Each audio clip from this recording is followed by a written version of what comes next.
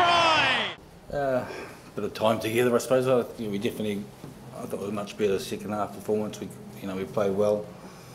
The players, we spoke at half time, and even after the game, we allowed Australia the opportunity from us being inaccurate in terms of some of those exit plays, just allowing them some soft possession in our 22, and that put us under a lot of pressure. And we were much better in the second half. And as the game went on, I thought we got stronger and stronger. So, and I kind of felt for the Box, if Curtly Beale hadn't scored that sort of freakish try, there was a good chance we could have finished and won the game. But against a side of that quality, you've just got to be a bit more clinical and from an exit strategy, and just holding on to the pill. We probably tried to force a few too many sort of passes and offloads, but that's what we'll be encouraging the players to do, and that time together and that decision making will hopefully improve over the next few weeks. Are you disappointed, Warren, the officials didn't have a spot for Look,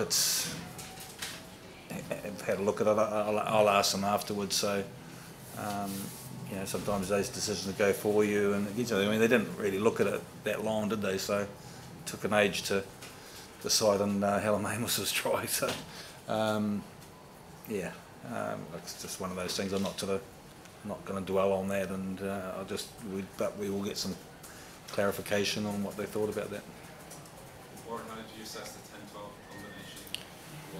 Yeah, I thought it wasn't so much a wider attacking game as that.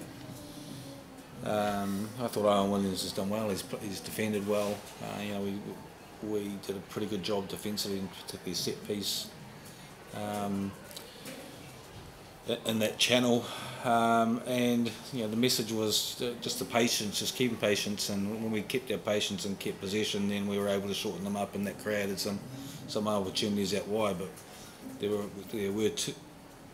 too many occasions where we have tried to force it, and as a result, that's created a turnover. So, but on the whole, I thought there was some real positives from an attacking perspective. Warren, where does that performance then? You said this was a step. Where does that leave you going forward into the next 3 games? Oh, I think we can. Like I said,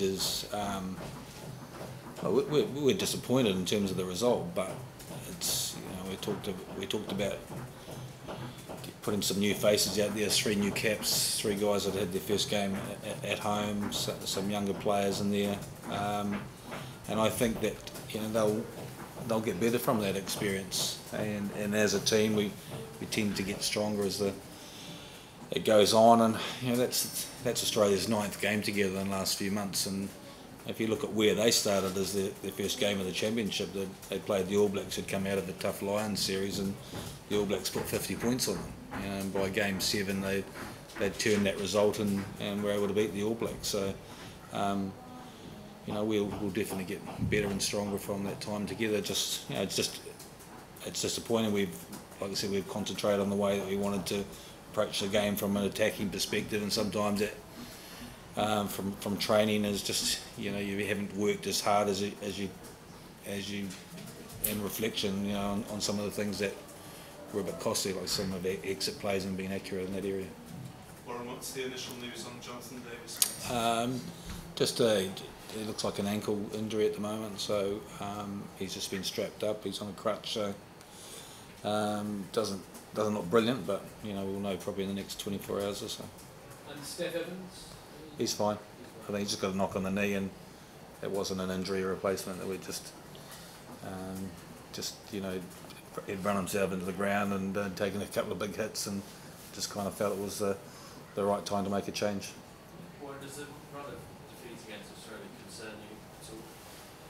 No, I mean, I think for us now is that there were times when we've played them, and unfortunate thing is we've lost games against them in the last minute and been in front, and that our whole focus now is in the planning, and a lot of teams' focus is we've said about the countdown now to the World Cup, and picking and exposing some young players and giving them some experience and opportunities, and developing a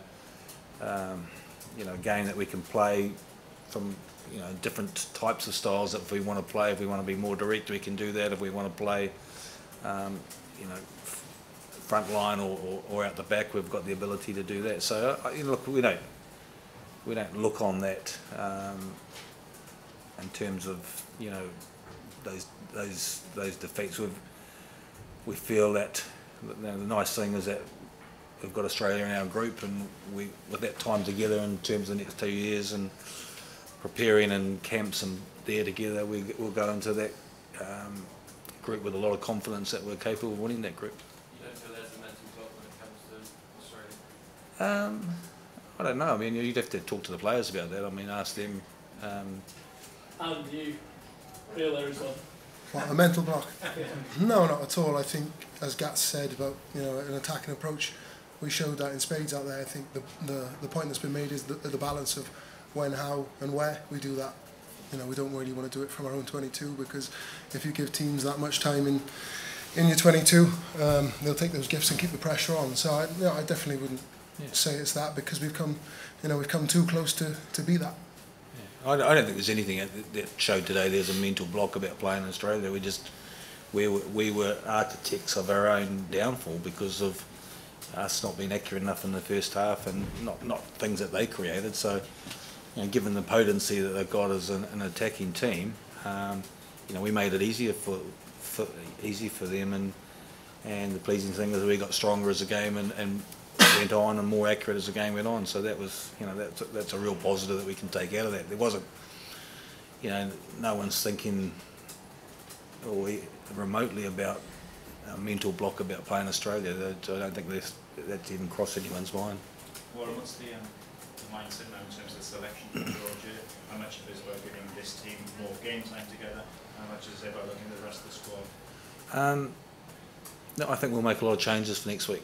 I think it's, you know, so there'll be a lot of, some of the younger boys will get a chance, and some players that have come back into the squad who've been out of it will get an opportunity next week as well. So, and then there's a chance for, you know, players that, you know, there's a good chance of players who go out and perform and play well next week and put themselves in contention for the All Blacks. So that's important from that aspect. And then this group of guys just assessing where they are in the next sort of 48 hours when they come back, and after tomorrow, and then on Monday is a recovery day, and what approach that we have with the guys that we've had this week, whether it's a conditioning phase week or a skills week, or how much rugby we do with the guys that are involved. Alan, what's the step up in terms of handling skills that forwards are being asked to take? Seems as though a lot of you had it as getting on for as many touches as some of the backs out there today. Yeah, I think there's been a focus of, you know, with the adaptation of playing more attacking rugby, we've sometimes got to free it up, and it's funny as a forward sometimes you can tuck and run, but I think credit to the backs that the verbals are on there, and they want the ball. I think that's part of it. I think in the past we probably had momentum and tucked, whereas now, you know, the game's changed a bit where you need to put it wider, and I think that, you know, off the back of saying there's a mental block, I think we showed the ability that we can get to an edge. So it's complete opposite of that, but, you know, the boys are comfortable, and there probably is an element of a Scarlet's blueprint in it, but you know, it sets well for a product that we want to put out there. Thank you very much, everyone.